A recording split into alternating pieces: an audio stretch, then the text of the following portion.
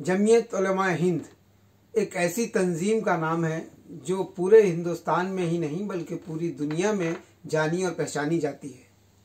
इस तंजीम की मेंबर साजी जो अभी चल रही थी वो अब तकरीबन उसकी तारीख निकल चुकी है और इस सिलसिले में और भी बहुत सारी जानकारी के लिए आज हमारे बीच में मौलाना यासीन जहाज़ी साहब मौजूद हैं। इनसे हम जमीयत उलमा हिंद के इलेक्शन और तंजीमी इंफ्रास्ट्रक्चर के बारे में जानकारी हासिल करेंगे।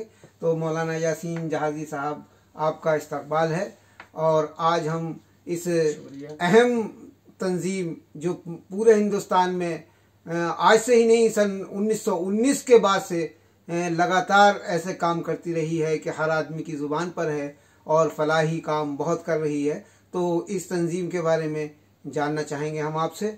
और सबसे पहले तो ये बताइए कि इसकी जो मेंबर साजी थी वो उस तारीख को किस तारीख को ख़त्म हुई है? देखिए, मेंबर साजी की तारीख तकरीबन 1.5-2 साल पहले इसकी मुतयन की गई थी, लेकिन कोरोना आने की वजह से इसको एक्सटेंड किया गया जी। और अभी जो लास्ट तारीख इसकी रखी गई थी वो थी 15 फरवरी 2021। 14 फरवरी 2021 लास्ट था जी। और फिर उसके बाद इंतखाबात की तारीख शुरू हो गई है। तो इंतखाबात की तारीख क्या है? इंतखाबात की तारीख ये है कि जो ज़िलाई, मकामी, शहरी और वार्ड की जमीयतें हैं जी, उसके लिए 15 फरवरी 2021 से लेकर के 10 मार्च 2021 तक इंतखाब की तारीख रखी गई है। अच्छा, ये अलग अलग में तारीख इसमें मुकम्मल इंतखाब होंगे। 10 मार्च के बाद फिर रियासती जमीयतों का इंतखाब का वक्त शुरू हो जाएगा। अच्छा, तो मकामी और ज़िलाई जो तंजीमें हैं, जो उसकी ब्रांचेज हैं, उनका इंतखाब कैसे होता है? ज़रा हमारे देखने वालों को जानकारी दें आप। मकामी का तरीका ये होता है कि जो इब्तिदाई मेंबरान बने हैं 10 रुपये वाले जी, वो सब मिल करके पहले मजलिस मुंतज़िमा तश्कील देंगे।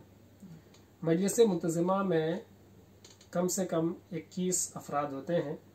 मुंतज़िमा का रुकन उसको बनाया जाता है जिन्होंने कम से कम 100 बुनियादी मेंबरान बनाया हो। तो 100 बुनियादी मेंबरान पर एक शख्स मजलिस मुंतज़िमा में 100 आदमी का नुमाइंदा होता है। तो अगर 1000 से कम मेंबर साजी हुई है तो वहाँ पर 21 अफराद का मजलिस मुंतज़िमा बनाया जाता है।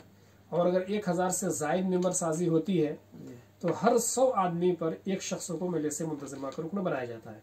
मिसाल के तौर पर अगर 1100 मेंबर साजी हुई है तो अब मजलिस मुंतज़िमा 21 अफराद के बजाय 22 अफराद का होगा।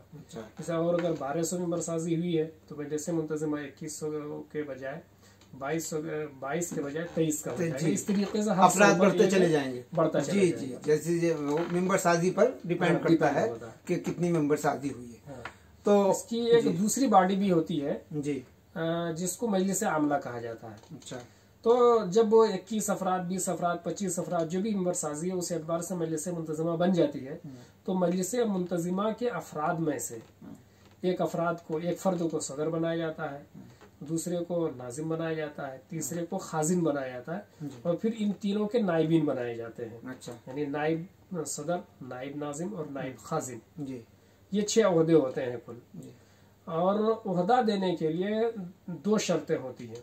एक तो ये को एक्टिव मेंबर हो। एक्टिव मेंबर का मतलब ये होता है कि उन्होंने कम से कम खुद से 100 मेंबर बनाया हो। अच्छा। और दूसरी शर्त ये है कि उसको सालाना 300 रुपये ओहदा फीस अदा करना पड़ेगा। अच्छा, 300 रुपये फीस। हाँ जी। तो ये जब 6 ओहदे मुंतखब हो गए मजलिस मुंतज़िमा में से, तो जो सदर होता है वो सदर उसके बाद अपने इख्तियार से एक और मजलिस की तश्कील करती है जिसका नाम है मजलिस आमिला। मजलिस आमिला के कम से कम जो अफराद होते हैं वो 6 होते हैं मकामी जमीयत में और इसका इंतखाब सदर अपने सवाबदीद पर करता है जो उसके इशारे के साथ उसके साथ काम कर सके जी, ताकि तो ये इसका बुनियादी ढांचा है इंतखाब का। जी, तो आपने ये बड़ी अच्छी जानकारी दी कि मजलिस मुंतज़िमा और दूसरी मजलिस आमला, हाँ, दोनों का इंतखाब किस तरीके से होता है, कौन कौन उसमें एक्टिव मेंबर और दूसरे लोग होते हैं। तो आज हम इससे ज़्यादा जानकारी के लिए आपसे फिर एक बार मुखातिब होंगे। आज मकामी जो आपने जानकारी दी है तो उसके लिए बहुत बहुत शुक्रिया आपका और हम शुक्रगुजार हैं।